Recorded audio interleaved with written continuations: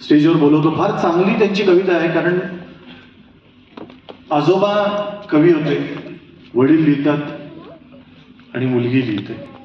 तर दोघं जण मिळून कविता सादर करतात. त्यांचं स्वागत करा.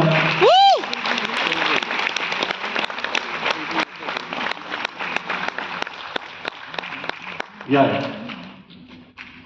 त्याला दर्शन साथ करणारे बारीक बॅकग्राऊंड म्युझिकवर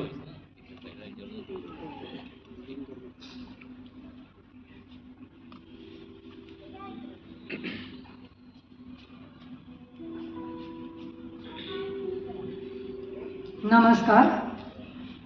आमच्या कवितेचं शीर्षक आहे साहित्य वारसा.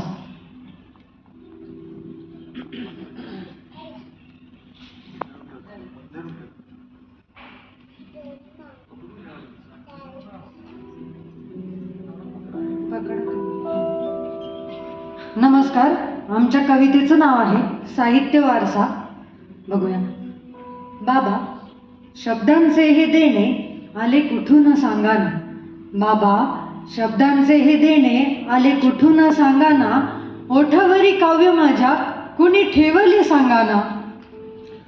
मुली शब्दांचा वारसा 3 पिढ्यांचा लाभला.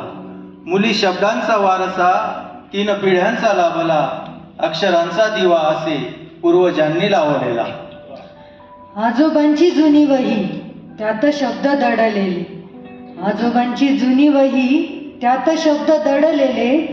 जीर्ण झाल्या पानांमध्ये काव्य होते गुंफलेले. आजोबांचे शब्द जणू पर्णावरी दवबिंदू. आजोबांचे शब्द जणू पर्णावरी दवबिंदू. एक शब्द भासे प्रवाहाचा मध्यबिंदू. आजी आजोबांची नातं अशी गेली बहरून. आजी आजोबांची नातं अशी गेली बहरून. आई बाबांची लाडकी ठेवी वारसा जपून. जप संस्कारांचा ठेवा फुल तुझा शब्द जरा. जप संस्कारांचा ठेवा फुल तुझा शब्द जरा.